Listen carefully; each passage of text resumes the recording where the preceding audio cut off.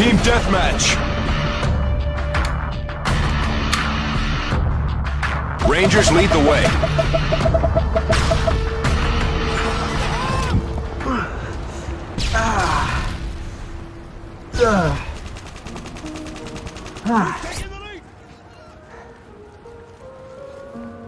Here's a question for you. When was the last time you played a good shooter? Like, something you genuinely found fun.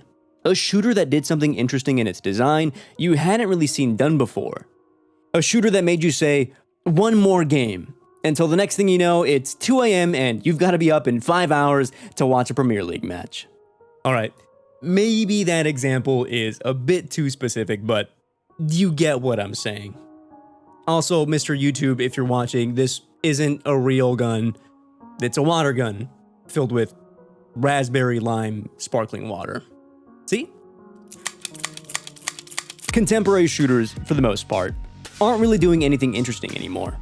Major publishers are perfectly happy either releasing yearly installments with few design choices or perpetuating the live service ethos with overpriced bundles and ever-increasing skins and cosmetics. And we let them, collectively contributing millions of hours of playtime and even more millions of dollars just to flex an item from the new Battle Pass.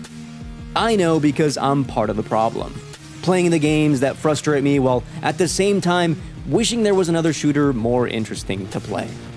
The reality is that the current landscape is just too difficult to introduce anything remotely interesting. Whether it's development time, high costs, franchise familiarity, nostalgia, what have you.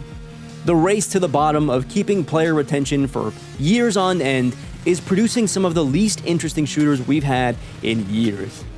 And that's causing a lot of frustration and malaise, even among dedicated audiences. As far as AAA games are concerned, major publishers just don't know what to do with shooters right now. So, with all this in mind, it begs the question, are there any good shooters anymore? No, not really. Well, unless you know where to look. Gamer to producer actual. Target is cross-platform. You have execute authority. Save room 4. Going dark.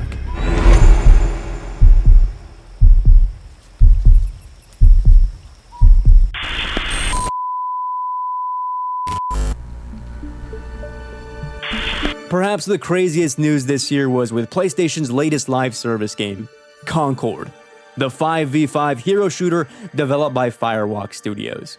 Or rather, Sony's unprecedented shutdown of the game just 11 days after the underwhelming launch of the title, while the team at Firewalk explores options for how to better reach their players and meet expectations.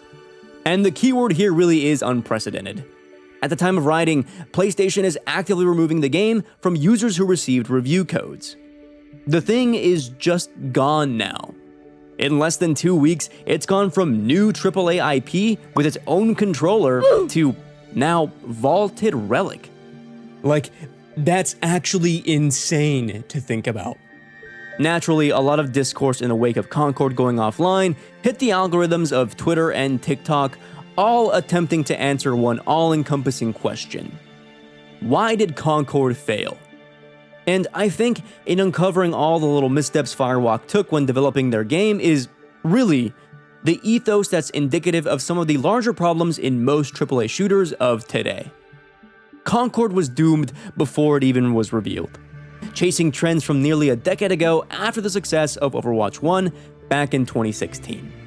And maybe that's a side effect of just how unsustainable game development has recently been trending, which is an entirely different but equally complicated situation. But still, 8 years to develop something largely uninspired isn't going to instill much hope in your new franchise. Firewalk, however, did have one thing at their disposal: the financial backing of Sony in those later years leading up to launch. At the very least, having an extra few $1 million would surely help fill a level of quality we expect when buying a first-party Sony title, right? That was the case when the game was first shown off, at least based off those first few minutes of the story-focused CG trailer that kicked off a state of play. Sure, it was a bit sci-fi generic looking and seemed like it was doing a pretty basic impression of the Guardians of the Galaxy, but hey, at least it had some sort of potential. After all, a live service game with a trailer this character and story focused could somehow surprise. The question quickly became, well, what kind of game could this be?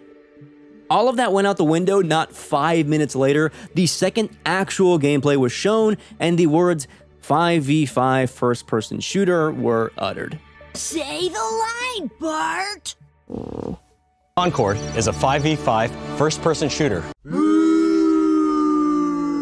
That's like the video game equivalent of saying the next MCU entry is going to be a multiverse movie. Like, why?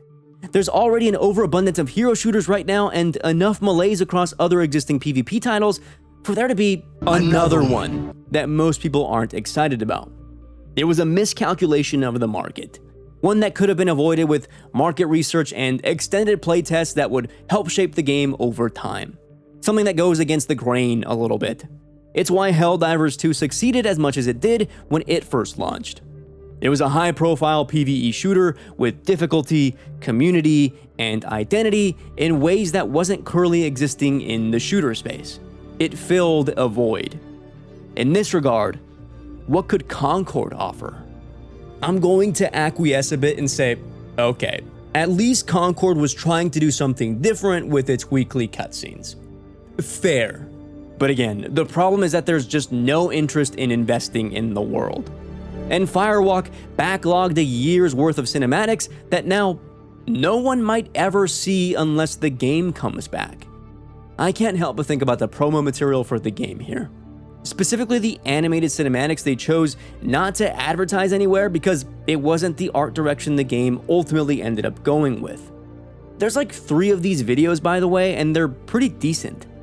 And like, how different would the game have been received if this was the art style they went with in Concord's gameplay instead of the generic looking realism they ultimately went with? The answer is we'll never know. But even just watching a couple seconds of this, and the world they're selling looks much more vibrant. Something more easily sold. Something more unique and convincing. In this style, the tone just feels more congruent with the gameplay. The worst part is that the gameplay of Concord actually wasn't even bad. Like genuinely, both shooting and movement mechanics felt fundamentally solid and even fun once it all clicked into place. And that's just judging based off my extended time with the beta. The problem is that there's just no room in the current landscape for good enough. Maybe that's also a bit on the way audiences have been conditioned over the years to refuse to play anything that's less than an 8 out of 10. Honestly, take a look at the reactions to anyone who dares engage with Star Wars Outlaws for more than 2 minutes, and the reaction is either paid shill or why would I waste my time playing Ubisoft garbage? It's at a 76 Metacritic, by the way.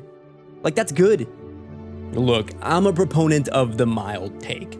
Shout out my Italian Cinestallion, Ugo Benai.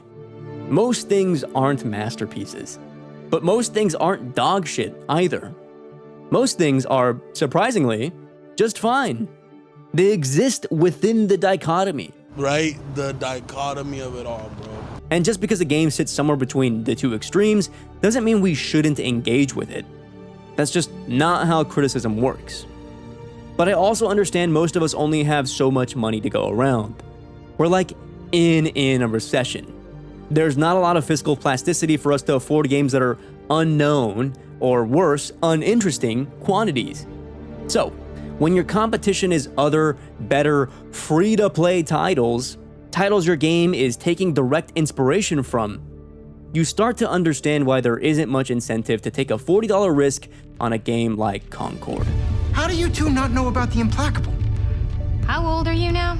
Risk is a funny word, because here lies the problem. Are there any games even taking risks anymore? I mean, like, genuine design risks. Of course, live service shooters like Valorant and Overwatch are gonna have their respective audiences, despite frustrations with infrequent content updates and overpriced skins. Here's looking at you, $90 weapon skin bundle from Spectre Divide. But the design ethos across many games is generally the same. Drip feed content to satiate audience while making money through microtransactions. Because that's the aim, after all, to make money. Even Fortnite, as fun as it is, has been steadily moving away from shooting through each subsequent season update, focusing instead on things like car combat or mythic weapons from corporate partnerships that give you things like Captain America's shield or Doctor Doom's gloves. No surprise that when interest wanes, a mode with the OG map and guns returns to rein audiences back in. There's practically no risk in nostalgia anyway. And so here we are, with the same type of live service shooters that all bleed into one another in some kind of way. Same modes, same mechanics, same battle passes. No identity, no risk, no fun. And that sucks for people like me who want something new and exciting out of the shooter genre. But no one's going to step up and make it. There's just too much risk in releasing anything that's even remotely unfamiliar. Because who's gonna buy it? Both development costs and development time are just too big and too long to risk anything that might not break into the larger zeitgeist. But you also can't be too familiar either, risking the release of a game that's too derivative of its inspirations that it fails to find an audience altogether, as players with countless hours of invested time have no real reason to abandon their respective platform. The result is the same types of games over and over again. You have to be both different while also familiar. Any direction in the extreme and you're out for good. Which means less inspired shooters available for us to play on the market. In that regard, AAA just doesn't know what to do with new shooters right now.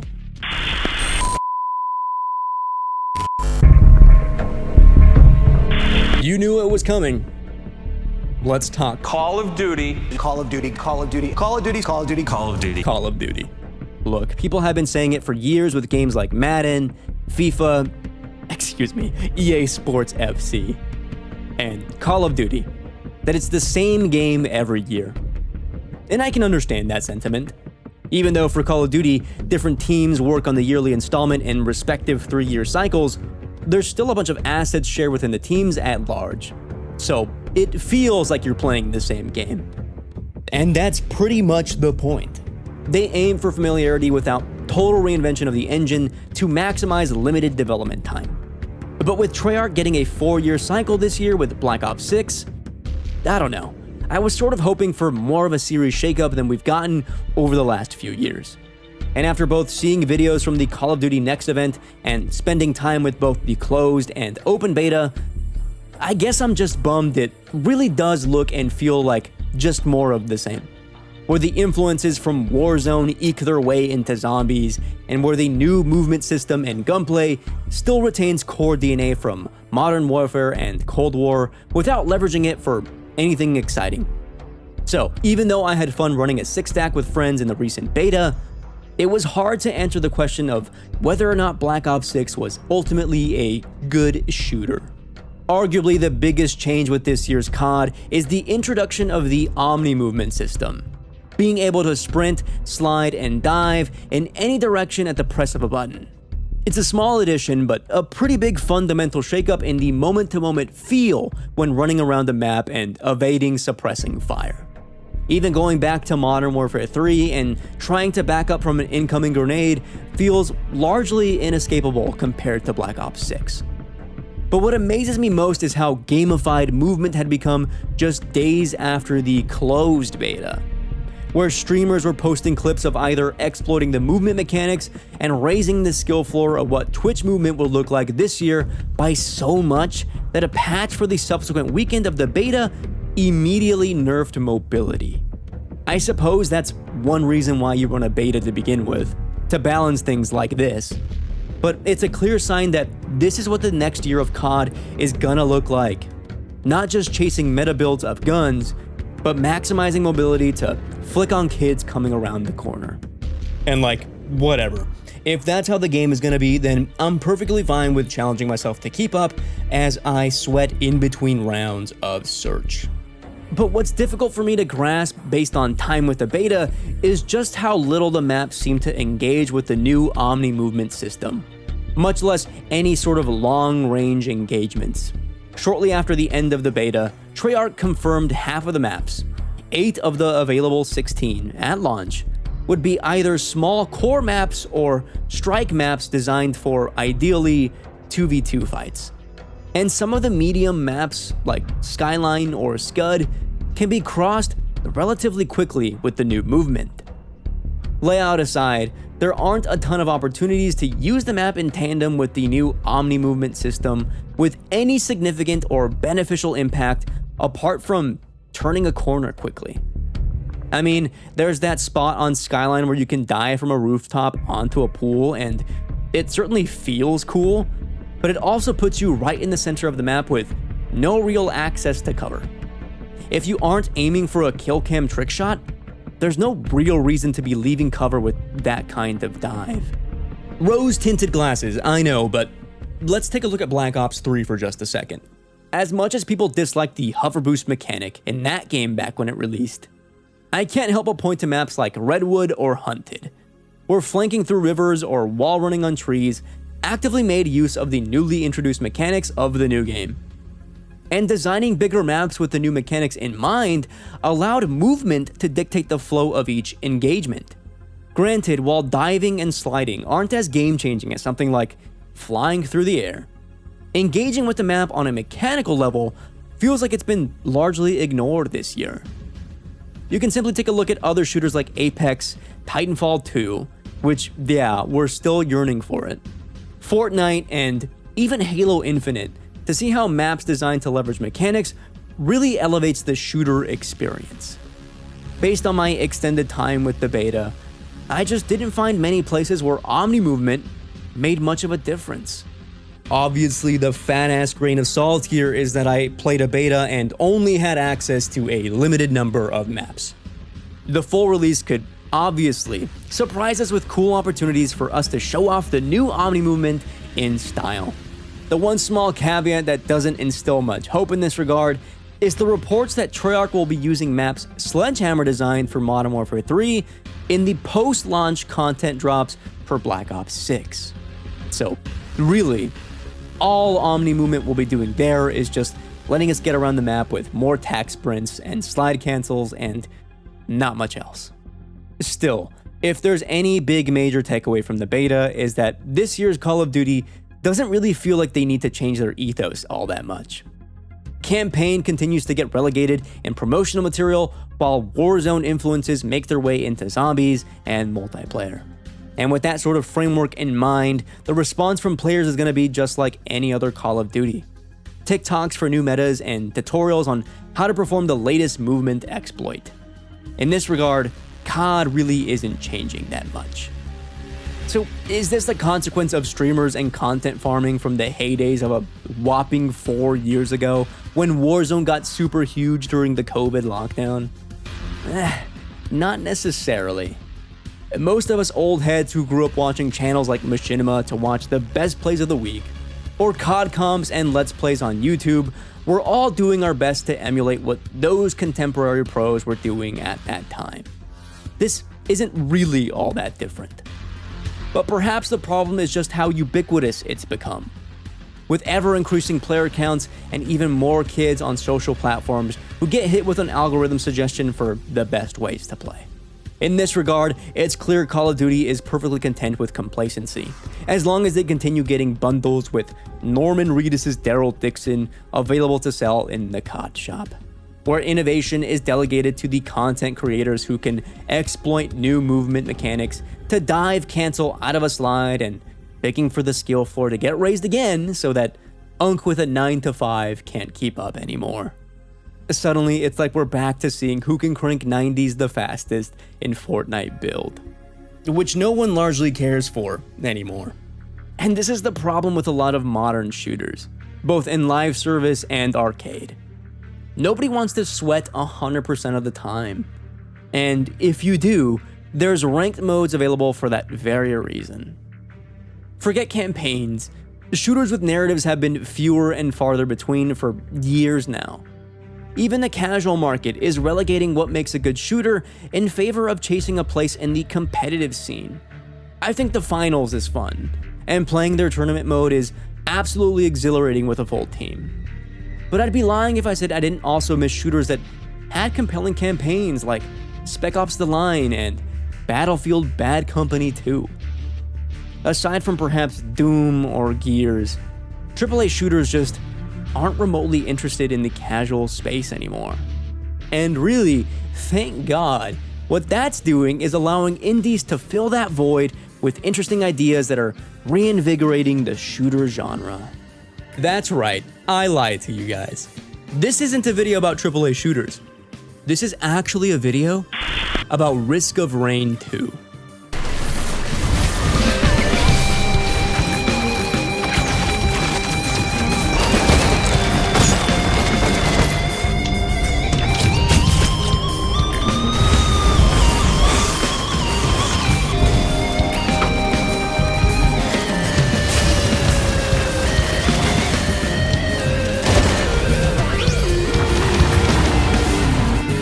Risk of Rain 2 is peak.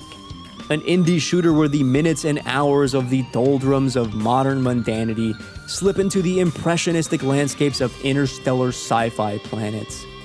Where challenge, score, style, movement, and addictive gameplay bleed out digital oxytocin and dopamine from every chest, boss, portal, secret, and every run. Until your senses begin to overload from the fact that you've become an overpowered god to the same mobs you fought over and over and over again. Where you obliterate yourself to cosmic dust just for the fun of doing it all over again. It's one of the best roguelites I've ever played, elevated by its dreamy art direction and prog rock score. It's a shooter of the highest caliber of the sublime. And his music was electric.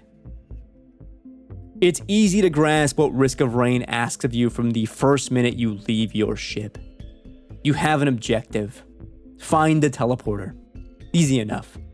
From the ground and out of thin air, monsters spawn at your feet. Aim, shoot, kill. Familiar territory.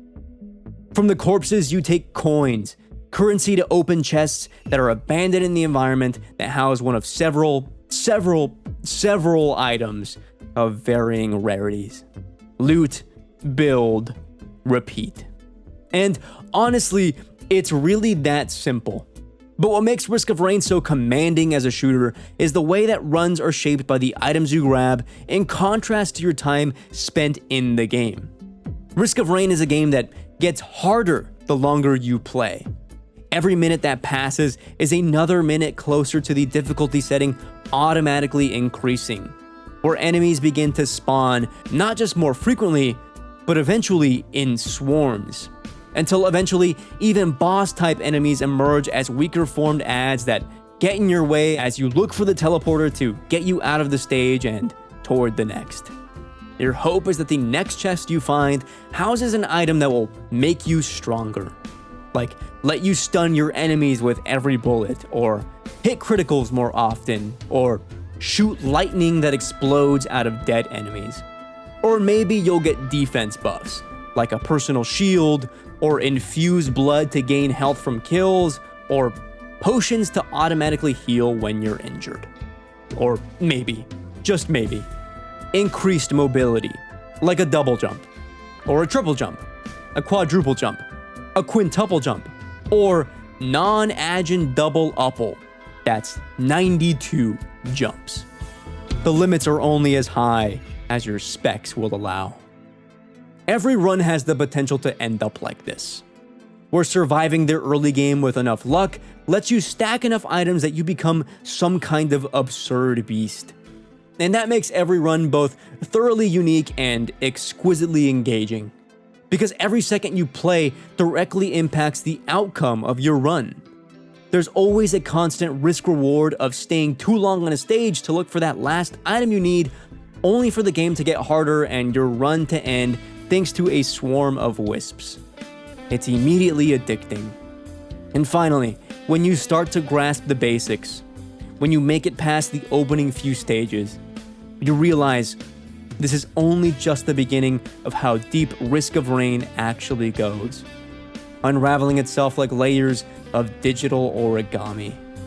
In many ways, Risk of Rain reminds me of games like Elden Ring or, to be thematically apt, Destiny, back when it released in 2014, where every part of the game's design is working toward a singular vision of a specific shooter experience Hoppo Games wanted you to feel. Challenging, fun, addictive, cooperative play that is familiar but different and engaging every time you play. An adrenaline rush of DPS and the ever-ringing crunch of hit markers ad infinitum, where the reward for testing the limits of the game is unlocking both new characters and items that fundamentally change how your next run will go. Because every survivor plays differently, and every run is unique. An evergreen well of limitless possibilities. A game where you can toss back a beer while listening to the smooth drums and electric guitar of Chris Christolou's score and think, hell yeah, dude. And is gaming back? But also where community can point you in the direction of secret after secret after secret that makes you wonder just how deep the game really goes. And that's all before even unlocking your first artifact, which I won't dare spoil what that process looks like here. So far, I'm on the cusp of 50 hours in, and I've only just recently unlocked my last character. There's still so much I haven't even seen, much less figured out. And even though the game released in 2019, it still stands as a representation of what's missing from most AAA shooters. A game that fills the void in the space of focused, engaging, demanding, uniquely specific gameplay. There's no denying Risk of Rain has a strong identity. Even beyond aesthetics, much of the challenge of Risk of Rain 2 comes from understanding both the systems of how item acquisition works and the mechanics of how to survive any given stage. It's a constant challenge of balancing not just enemies and which to take out first, but of understanding your character's abilities to shoot things effectively and also maneuver through space, often at the same time. And just when you think you've got a grip, the difficulty spikes, or you unlock a new ability. You find a portal that takes you to a world you haven't been to before. You shoot, you survive, you go again. Unfortunately, Gearbox bought the IP rights to Risk of Rain 2 in 2022. The two developers that made the game, two developers, were content with their work and sold the game to fund new projects. They now work for Valve. And I say unfortunately because shortly after the release of the latest Seekers of the Storm DLC, Risk of Rain 2 became borderline unplayable, with code so broken and untested, it was near impossible to play the game the way it was designed. Add lackluster new stages, unconvincing new characters, and plans for a Risk of Rain gacha game, and you can see why recent reviews of the game dipped all the way to mostly negative. So, why use Risk of Rain 2 as the poster child of what model shooters should look like? Well, because here we have a major publisher who took a beloved game and twisted it for the pursuit of profit without understanding the fundamentals of what made the game so special to begin with. And this sort of design approach is what's plaguing almost every single AAA shooter available on the market, including the ones I like. The Finals began its initial season leveraging AI for its voice acting. Destiny has now become a shell of a series with future content updates wavering to disappointing lows. Battlefield became so unrecognizable, its latest entry had support abandoned to focus instead on a new title. I could go on. Still, the framework of what Risk of Rain 2 used to be, even in 2024, stands as the antidote to the ongoing shooter malaise I've so desperately needed. And it isn't alone. Games like I Am Your Beast, Killer Bean, Echo Point Nova, Children of the Sun, Neon White, and Out of Action all fill that uninhabited void in some way or another. And even though they're all somewhat different, their objective is all the same: to create a compelling shooter experience by genre blending and elevating traditional systems and mechanics not found in the AAA shooter space. I Am Your Beast is a level-based narrative shooter with high-octane mobility. Neon White is a time trial, speed-focused shooter with cards instead of guns. Children of the Sun is a puzzle shooter with only a singular bullet per level to take out multiple enemies. And Out of Action is a first-person shooter that actually uses fast, omnidirectional movement in tandem with the space around the player. Look, I know the next Call of Duty is largely going to look like the one that came before it, and the one before it, and the one before it. I'm not asking for Infinity Ward to include a roguelite mode or anything like that. Simply, that complacency after so many years has led to its games, and many others, to forego innovation in pursuit of underwhelming familiarity. And it's games like Risk of Rain 2 that stand face to face with major shooters that ultimately comes out delivering the more compelling experience not found anywhere near close AAA. Because, really, there's just nothing else like it. Nothing with this uniquely charming, impressionistic art style. Nothing with this abundance of items and challenges. Nothing with this surreptitious complexity. Nothing with this electric prog rock score. And nothing where the shooting is elevated beyond anything previously envisioned. It is peak shooter. These are the kinds of shooters we need. The ones that push the genre in interesting, compelling directions. That create that satisfying, unique, addictive gameplay you can't get anywhere else. And if AAA isn't doing it, then I'm glad it's the indies like Risk of Rain that are brave enough to try. Also, do you guys think I played with the Eddie Burback in Concord? Let me know what you think of AAA shooters in 2024. Do you think Black Ops 6 has the potential to be one of the best CODs in recent years? And, I don't know, are there any shooters that you think are actually doing something interesting out there? I'll be waiting for you down in the comments. Until next time, my name is Christian, this is Save Room, and we'll see you in the next one.